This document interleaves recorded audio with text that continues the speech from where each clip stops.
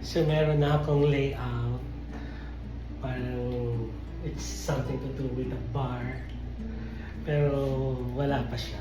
This will be the flooring, wall, then the object will be here. We'll just finish this one.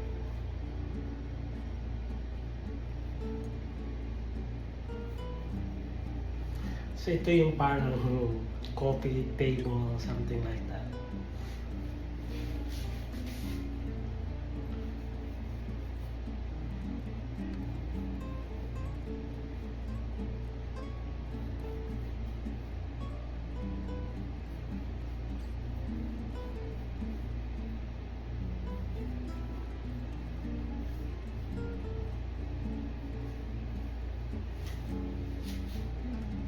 So later na yung mga highlights like this wall here and the object.